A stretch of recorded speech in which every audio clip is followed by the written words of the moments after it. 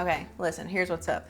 Actually, wait a minute. What's up, party people? Welcome back to my channel. So I feel like I want to be a little sassy. Today, I want to talk about popular trends or techniques, tips, whatever it may be that I don't like at all. Either I just disagree with them as a whole, I don't think they make sense, or I just flat out don't think they look good. I feel like we should be past the stage of disclaimers where, oh, just because I don't like something doesn't mean you can't do it. Because I mean, obviously someone saying they don't like something isn't telling you that you can't do it. I mean, hello, free will. This is just my little opinion, and you clicked on the video with a title that explained it all. So you know what? If I talk about something that you're doing and I say I don't like it, it's on you, girl. So I have to kind of get into detail with a couple of these to actually make it make sense. So a skincare tip that I've heard all the time from, skincare experts, skincare enthusiasts, estheticians, probably dermatologists. Like if you experience skincare peeling, so if you're applying your skincare products and it starts balling up, it starts flaking off, then that means you're not letting each product dry enough. Like you're not giving each product enough time to absorb. So they say that the remedy for this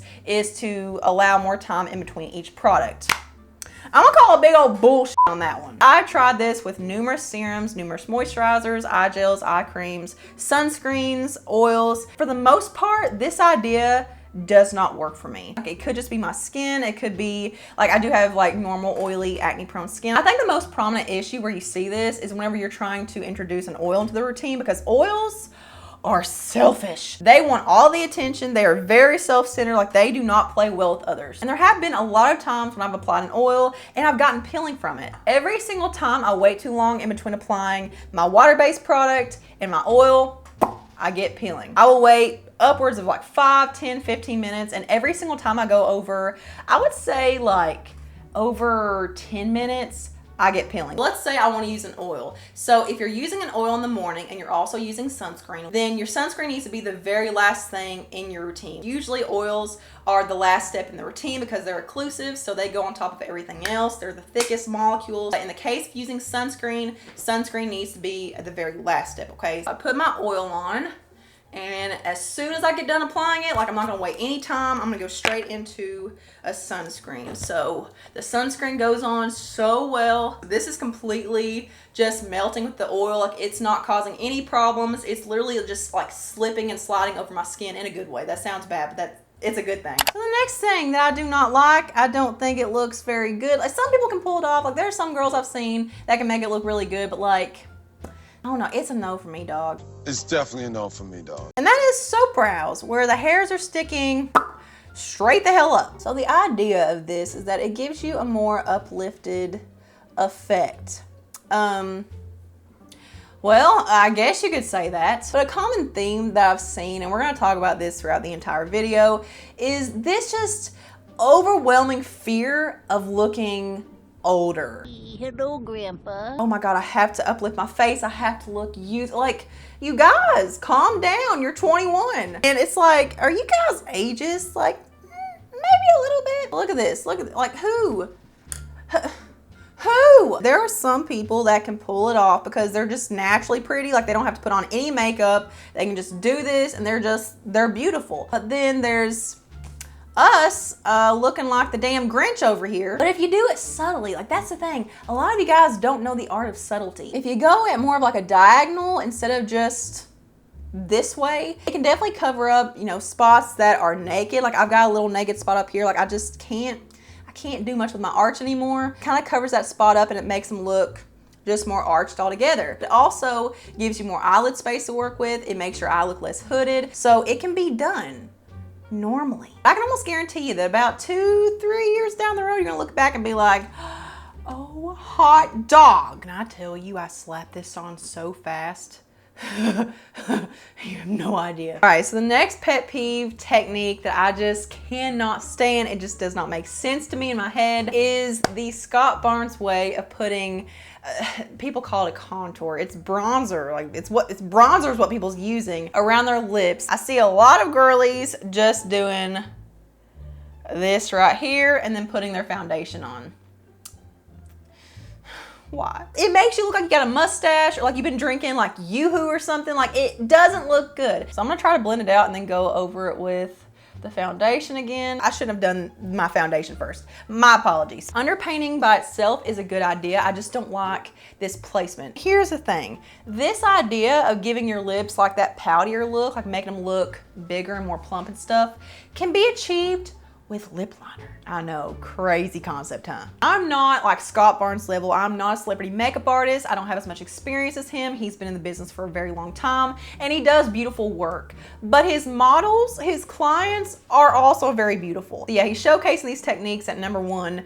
He's doing them on models and people like J-Lo. So yeah, you can't go too wrong with anything. It's not like he used like a cool tone gray contour shade for that purpose on Tati in that video. And I've seen him do it on other models and stuff and he doesn't do that. He uses a straight up like tan bronzer kind of shade. Bronzer is to add color. It's to add that sun-kissed effect. Contour is what gives you that recession, that, you know, that shading, that, you know, changing of the structure or whatever. So if you're gonna do this, then at least do it with a freaking contour shade, people. But yeah, here's what it looks like. My lips literally look no different whatsoever. Luckily you can't see it because you covered it up, but you know, what's the point? If you're like me, like you're going to work or school or town or whatever, and you're not constantly looking in the mirror and touching up your lip products, then when your lip products fade off and you're left with, you know, this little naked business right here, then it's gonna be pretty obvious what's been done. And it is gonna look like a mustache or, you know, Yoo-hoo mouth. The good thing about using the lip liner is that you have more control. So whenever your lip products start fading off,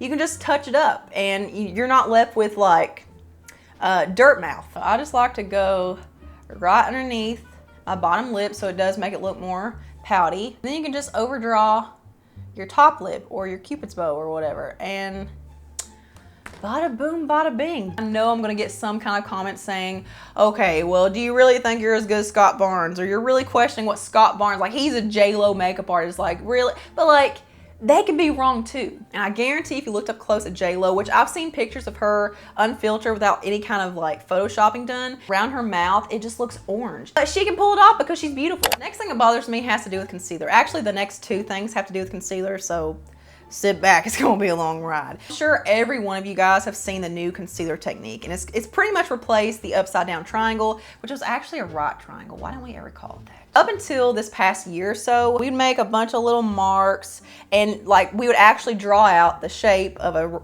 upside down triangle or whatever. Now the current technique is doing boop, boopity boop, and then doing a little line, and this is supposed to give you a more uplifted effect. Okay. Number one, this is not good for people with concave under eyes or dark circles. Like if you want coverage, this is not the way to do it. This is the way you, like if you want to brighten your under eyes, if you don't have a lot to cover up, this is fine. And I like the idea behind this. Like I'm not knocking this. I do this technique. Like I do it in my own way, but I do this placement. The problem that I have with this is not the technique itself. It's the fact that people are saying that this upside down triangle is the wrong way to do it now. But the way that I see everyone doing it, okay, they're applying the little dot right here and a little line right here, but they're blending it all the way down in an upside down triangle shape. They're doing the exact same thing they've always done. And they're telling you, oh no, that's the wrong way to do it. Yeah, get with the times. And I like the idea of the new concealer technique because it's using less product. And I think that we all need to get away from using excessive product. And this right here, this is what was causing creasing. It was aging us. It was just too much product. And I mean, you can't really tell a big difference. I'm sorry, but you just can't. Everyone's saying that the upside down triangle, oh, now all of a sudden it pulls your face down. It didn't 2 or 3 years ago. I hate to break it to you guys, but a lot of us have one side, like one eye, that is more lifted or more droopy than the other. Like I totally have a better eye. Like this eye is less hooded, it's more open. So if I do anything on this side, it's gonna look not as good, right? I am super glad that we finally got away from this idea that, oh, we have to apply the product in the shape that we want. It's like, okay, you don't have to apply 15 stripes to blend it out into a triangle. Like just, you could put a dot there and look at this. Look at this. I'm blending it into a triangle without actually making the shape. Oh my God. So the next thing that I don't like, oh, this is a big one. I hate this spotlight concealer technique. Oh my God, I hate it. I don't want to call anybody out, but I feel like the one that made this famous or made this more popular is a really popular YouTuber. I'm not gonna say it. I'm not gonna be shady. I think it's like you put a really, really light concealer, oh God, right in here. So I'm seeing people just put it like more on the side of their nose and like just keeping it in the dark circle area. Like, tell me you don't have dark circles without telling me. That's what I've seen. Like, it looks like it's not blended and not meshed with their skin because they're using such a light concealer, and also the placement is just really, really weird. So then I'm seeing them take a light pink powder and setting it. Okay, 1 second. People are tapping the pink tone powder right on top of that light concealer in the inner corner slash side of your nose. And the idea is that, oh, it looks like you're shining like a spotlight, like a flashlight on this area, but like, why? Tell them it's just human nature.